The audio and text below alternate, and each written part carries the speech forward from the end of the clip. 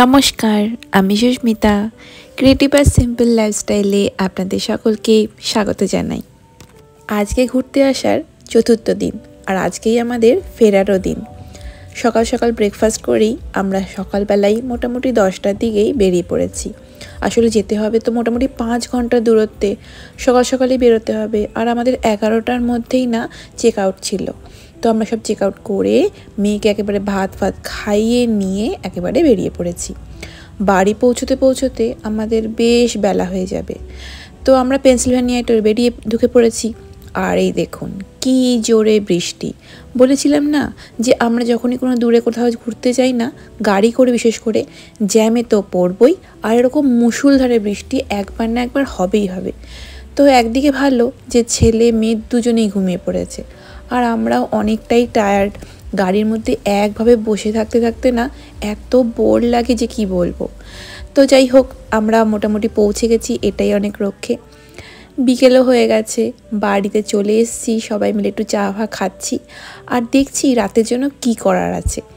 আমার মনে পড়লো তো রাতের জন্য তো তরকারি করা ছিল, তো ওইটাই করব আর একটুখানি ভাত বসিয়ে নেব। রাতও হয়ে গেছে, রাতের ডিনার করে আমরা এখন একটুখানি রেস্ট নিচ্ছি। কারোর চোখে ঘুম নেই, টায়ার্ড আছি ঠিকই, কিন্তু কারোর চোখে ঘুম নেই। ছেলের কুমনের কাজগুলো, হোমওয়ার্কগুলো একটুখানি করে নিচ্ছে। ফেরার পথে কুমনে গেছিলাম, একটুখানি ওর হোমওয়ার্কগুলো নাকি ওখানে রেখে দিয়েছিল, তো সব নিয়ে আসা হয়েছে।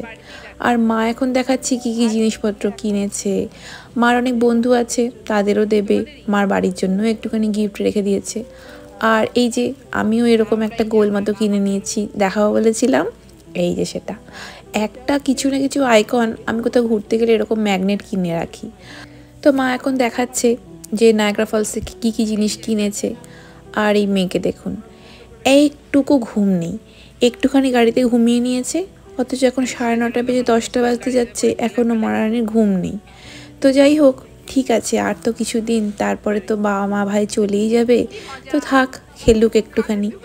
আর আমরা যা কিনেছি, ও তো এখন এটা ওর সম্পত্তি, এখন কিছুতেই আমাদের হাতে দেবে না, সব নিয়ে উনি এখন ফোন খেলবেন, এটা খেলবেন, ওটা খেলবেন। এইভাবে আজকে রাতটা শেষ হলো। পরের দিনের সকাল, আজকে শনিবার, আর আজকে এখন আমরা ব্রেকফাস্ট করছি। আজকের ব্রেকফাস্টে চা তো আছেই, আর সেই সাথে একটুখানি চিড়ের পোলাও বানিয়েছি।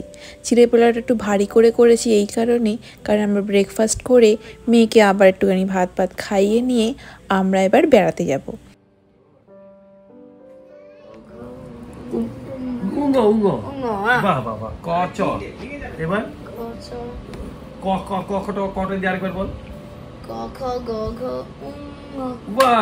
তারপরে ক চ চ দিয়ে ছেলেকে বাংলা শেখাতে গিয়ে আমি মাঝে মাঝে বাংলা ভুলে যাই, জানেন। বাবা মা এসছে, তাই ভাবলাম যে কিছুক্ষণের জন্য একটুখানি বাবার কাছেই শিখুক বাংলাটা।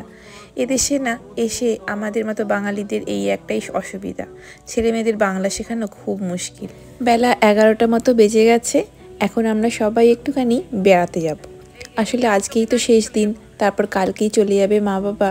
তাই আজকে মার খুব ইচ্ছে ছিল যে আমি যে একবার ঘুরতে গেছিলাম একটা মন্দিরে, ওই স্বামীনারায়ণ টেম্পল, যেটা নিউ জার্সিতে বিশাল বড়, সেখানে মার যাওয়ার খুব ইচ্ছে ছিল। ভাবলাম চলো সবাই মিলে একটু যাই, আর ওখানে একটুখানি কেনাকাটাও আছে। তো সেখানে দুগ্গা করে আমরা সবাই মিলে একটু বেরিয়ে পড়েছি। আজকে যেহেতু ছুটির দিন, সেই জন্য আজকে আমরা একটু মানে ক্রাউড হবে ঠিকই, কিন্তু কিছু করার নেই, কারণ আমরা আজকে মা বাবাকে নিয়ে যাচ্ছি সেই জন্য। তো ক্রাউডের মধ্যেও দেখা যাক কীরমভাবে দিনটা কাটায়। তো এখান থেকে নিউ জার্সি যেতে তো আমাদের এখান থেকে 1.5 ঘন্টা লাগে। তো সবাই সাজুগুজু করে বেলা করে বেরিয়ে পড়েছি। ওখানেই আজকে খাবো, মানে আজকে বাইরেই খাওয়া দাওয়া হবে, তো সেই জন্য ভারী করে টিফিনটা খেয়ে নিয়েছিলাম। আমরা পৌঁছে গেছি। এখন আমরা যেখানে গাড়ি পার্ক করছি, এই জায়গাটা কিন্তু একদম আমাদের কাছে নতুন।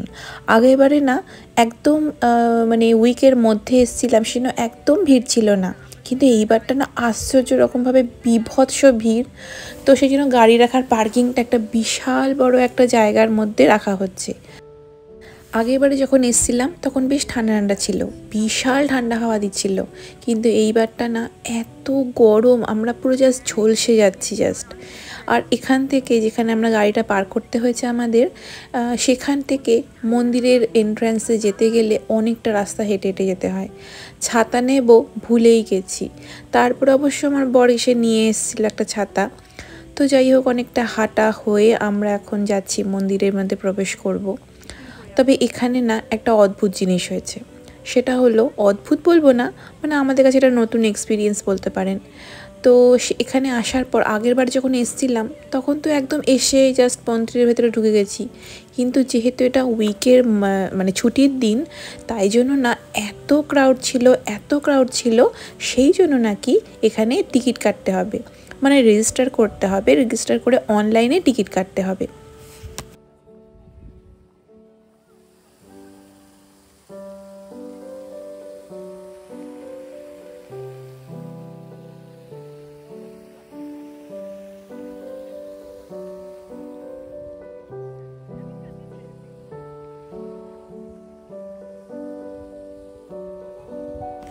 তো অনলাইনে কাটতে হবে, আমরা তো শুনে মাথায় হাত, হায় ভগবান, আমরা তো এরকম জানতামই না। কিন্তু কোনো প্রবলেম নেই জানেন, এখানেই দাঁড়িয়ে লাইনে দাঁড়িয়েই কিন্তু আপনি টিকিটটা কেটে নিতে পারেন। এখানে একটা বোর্ডের মধ্যে, মানে যেখানে লাইনে দাঁড়াবো সেইখানেই একটা বারকোড দেওয়া আছে, সেটাকে স্ক্যান করে, মোবাইলে স্ক্যান করেই কিন্তু টিকিট কাটা যাবে। এবং টিকিট কাটার পরই সঙ্গে সঙ্গে কেটেই আমরা ওদের দেখালেই ওরা স্ক্যান করে নিয়ে ঢুকতে দেবে। একটুখানি ভয় ভয় লাগছিল, এ বাবা এত দূর এসেছি, এ বাবা ঢুকতে পারবো না, কিন্তু তা হয়নি।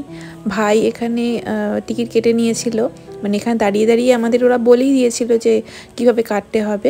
দেখুন এখানে বারকোডটা দেওয়াই আছে, তো ভাই সেগুলো কেটে নিচ্ছে। তো আমরা এখন টিকিটটাকে স্ক্যান করার জন্য লাইনে দাঁড়িয়েছি। এখানে টিকিটটাকে স্ক্যান করে নিচ্ছে, মোবাইলটাকে দেখালেই ওরা স্ক্যান করে নিচ্ছে, তারপরে আমরা লাইনে ঢুকতে পেরেছিলাম। তবে এই জিনিসটা আমার কাছে নতুন, মানে ছুটির দিনের মধ্যে, মানে এমনি উইকডেজের মধ্যে যদি আসেন তখন যেরকম একটা আলাদা এক্সপিরিয়েন্স, ঠিক তার উল্টোটা হচ্ছে, মানে উইকেন্ডের মধ্যে যদি আসেন ভয়ঙ্কর ভিড় হয়, সেই ভিড়টা যাতে সামলাতে যাতে ওরা পারে, তার জন্য এই রেজিস্ট্রেশন করতে হয়।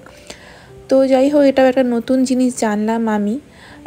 তো যাই হোক, আমরা মন্দিরটা কিছু কিছু জিনিস আপনাদের সাথে আজকে এবারটায় শেয়ার করব।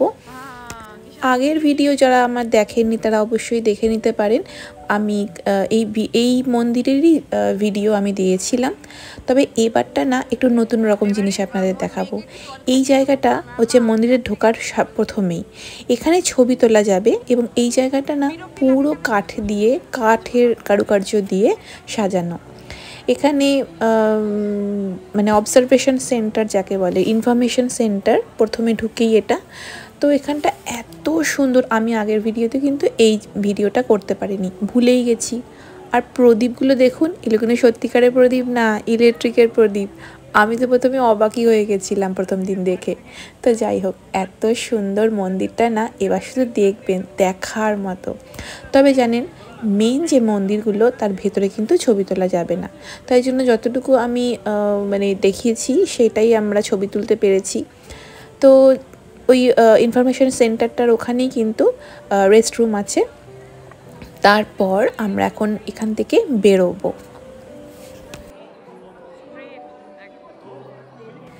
মন্দিরের ভেতরে যেহেতু ছবি তোলা যায় না, তাই জন্য মন্দিরের বাইরেটাই মোটামুটি ছবি তুলছিলাম আমরা যে যার মতো করে। এবং এত ভিড় যে আমি নিজস্ব এক্সপিরিয়েন্সে বলছি, শনি রবিবার বিশেষ করে শুক্রবারও কিন্তু যদি অ্যাভয়েড করতে পারেন খুব ভালো হয়, কেননা প্রচণ্ড ভিড় হয়, আর ভিড়ের জন্য লাইনে দাঁড়াতে হয়। আর এই গরমের মধ্যে না লাইনে অনেকক্ষণ দাঁড়াতে দাঁড়াতে আমার ছেলে তো পুরো, মানে ওর অবস্থা পুরো খারাপ হয়ে গেছিলো, ওর কেন আমার নিজেরই খারাপ হয়ে গেছিলো। তো যাই হোক, আমরা এখন মন্দিরের চারপাশটা ঘুরে ঘুরে দেখছি। আমাদের দেখা আছে, মা বাবা ভাইয়ের তো দেখা নেই, তাই জন্য ওরা একটুখানি ভালোভাবে দেখছে। মন্দিরটাকে যতবার আপনি দেখবেন ততই আপনার কাছে নতুন লাগবে, এতটাই অসাধারণ মন্দিরটা।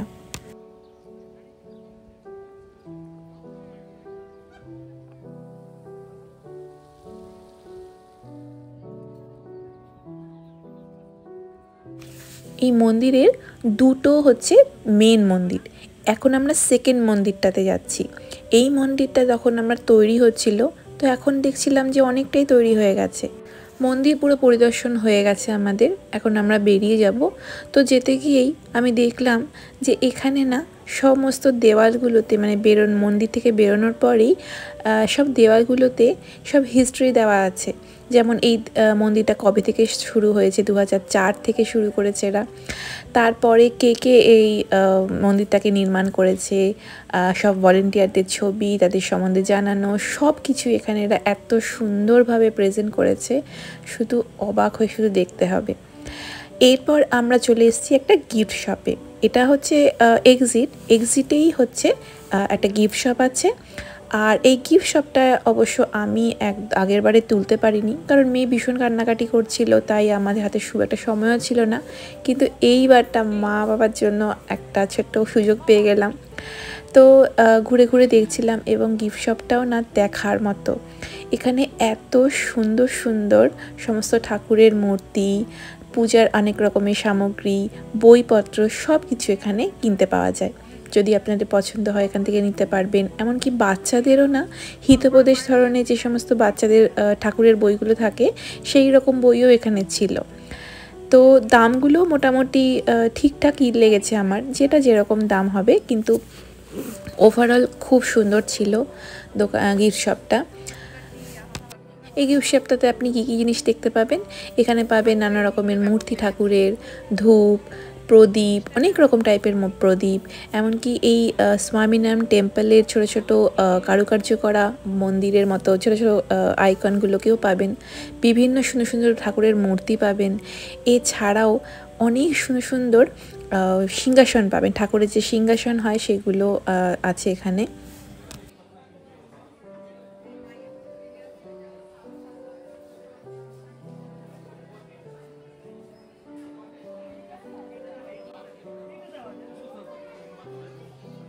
এই গিফট শপটারও আনাচে কানাচে এত সুন্দর ডেকোরেশন যে না দেখলে না খুব মিস করবেন। কারণ আমরা আগেরবারটা সত্যি এখন মনে হচ্ছে আগেরবারটা আমরা মিসই করেছিলাম, এবারটা সেটা পূরণ হয়ে গেল। এত সুন্দর ঠাকুরের আসন ছিল, ঠাকুরের প্রদীপ ছিল, তো খুব সুন্দর লেগেছে এটা, মানে দেখার মতো ছিল জায়গাটা।